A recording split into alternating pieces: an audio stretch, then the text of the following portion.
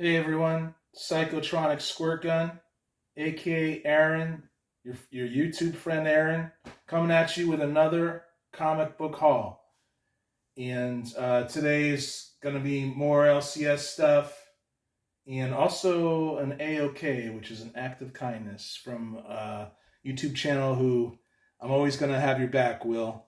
You know, Couple Comics. I love that guy. Yeah, he sent me. He says it was part 2 or something, but this wasn't scheduled to come to me. And dude, I'm gonna get you back. All right. But he likes the newer stuff, and most of the people who follow him like the newer stuff. And so we're gonna do this. I guess it's Avengers Occupy, right? Number 1. Don't know much about it. House of M, number 2. I love the original. That was the Secret Wars one, so I'm not sure about this one. Dennis Hopeless did a good Academy run, so that might be pretty good. This 2023 sketchbook, Stormbreakers, pretty cool. This Hickman book, X-Men number 2. Now, let me tell you about Hickman. Most of you guys out there know that Powers of 10 and House of 10 is really fun to read. I don't agree with all of it. It's almost like a better Elseworld story, you know? But yeah, I don't like that they're these vegetable pod beings that are immortal now. I don't like that. But I love the execution of it. I don't like that Wolverine gets to sleep with Jean Grey. That kind of messes up the whole thing. Unrequited love. Everyone loves that stuff. Anyway, I have this issue, so thank you, Will. Amazing X-Men number 5. You know, Jason Aaron. I liked some of his stuff, but don't really like him now. X-Men Unlimited. So this is X-Men Green. Jerry Dugan, who I don't think I've ever read anything I really enjoyed by him. No offense. But thanks, Will. I'm going to totally get you back, man. And I want to clean the palette a little bit. I agree with guys, you know, who have channels that tell you, hey, you know, this stuff is not as good as it once was, you know. But I want to showcase a couple newer stuff that's good, like anything deceased, you guys. You know, any of you guys who don't buy new comics, don't sleep on this. The art is really awesome, and there's high stakes in the twists and turns of all the characters, even the villains, and it's really awesome. It's just really, really awesome stuff, you know. But yeah, you know, I agree with guys like Sequential, you know, who tell you that this branding has definitely hampered, you know, the stories. And I need to read those early 2000s books because I was kind of in and out of comics at that time.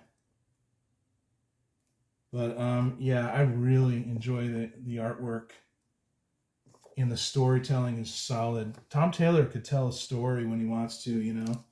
So these are deceased. I just randomly grab these because I don't even think I just hate new books, man. But most of them suck. You know, I'm dropping a lot of titles now, you guys, and that's why I sometimes feel like, you know, I don't fit in with when I go and hang out with somewhere else, and everyone's loving the new fucking books. And I'm not hating you guys. This was a cool logo story. You know, do what you got to do. But man, I freaking read 2 amazing Spider-Mans, like recent ones, and no shit, it took me 10 minutes to read 2 comics. That's pathetic. Don't let anyone freaking kid you otherwise. No, it's like, and people would rather just, you know, be on the internet and watching the screens and being on live. You know, I'm not trying to criticize everybody, but that's not me. And I think, you know, we're getting in trouble here. So DC, I'm not into preaching either. DC this was really awesome. So I think there's like 3 or 4 parts to this that were just so freaking good. Like 3 or 4 like series of deceased, and you know, like I said, you just had no clue what was going on. You had no understanding what was going to happen next. You couldn't guess it. And it's very exciting and high stakes. And we're going to keep moving here. But I want to thank Couple Comics, my friend Will, who I really respect. He was the first guy on YouTube really to be cool to me. So I got your back, bro. All right, so I'm going into the LCS pickups here. Astonishing X-Men from the Age of Apocalypse. I needed these, so I got these at about $2 each. So that was 1,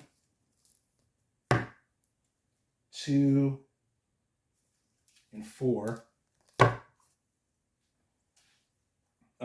X-Men Volume 2, the Jim Lee stuff. I got the second one, which I needed for $3, and it was kind of nice, you know.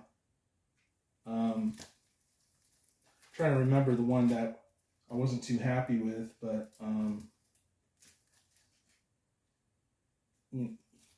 here's 16, and here's 21.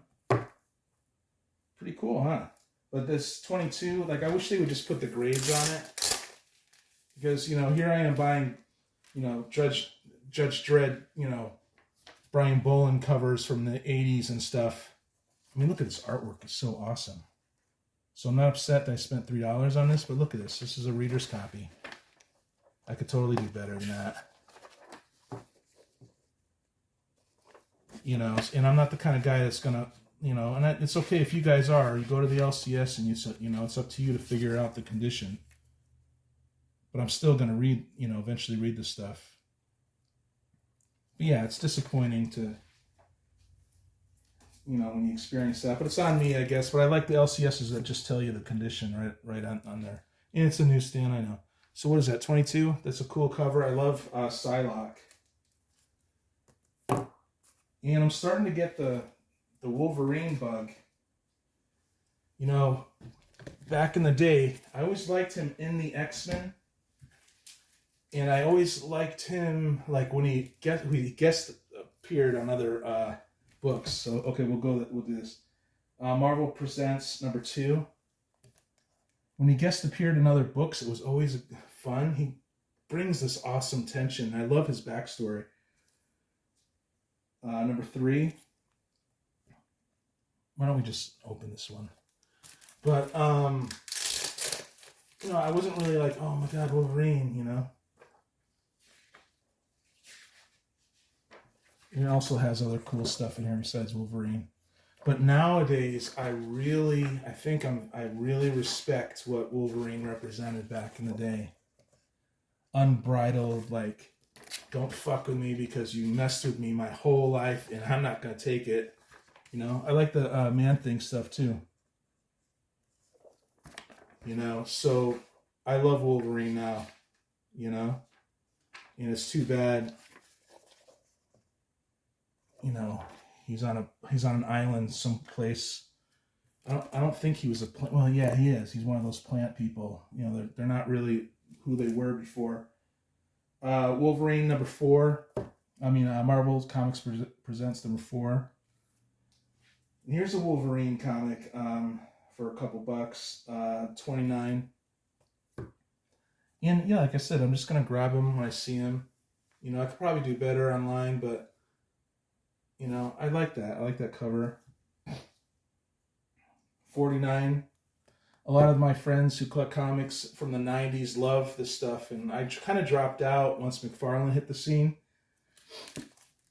I thought it was all flash, and a lot of the story and the characterizations were lost. And I still kind of feel that way, but I like the 90s, you guys. I do. I'm starting to like them.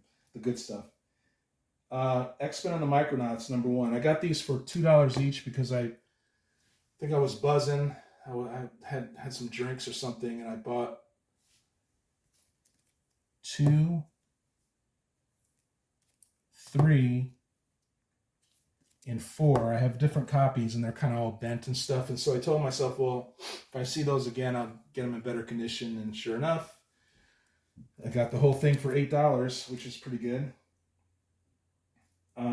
X-Men 250, Uncanny X-Men.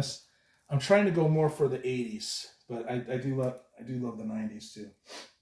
242.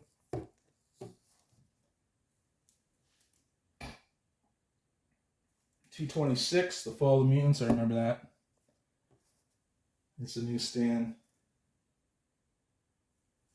215. These are just like filling in gaps, but it's nice having Uncanny X-Men like one after another in your short box.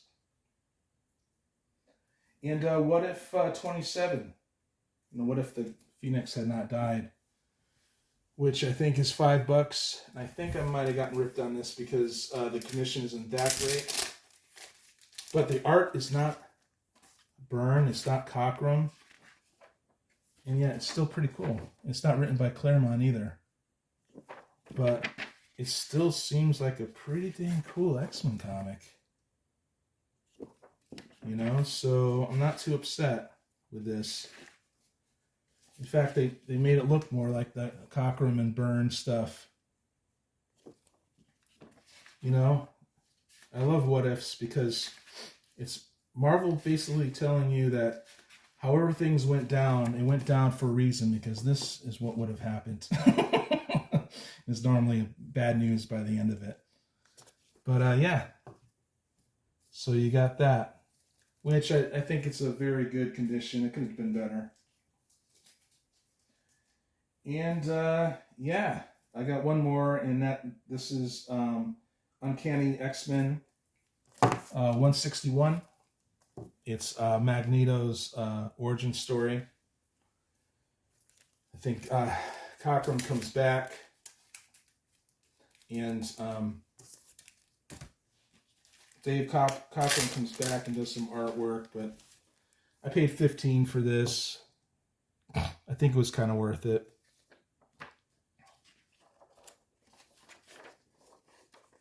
Looking forward to reading it.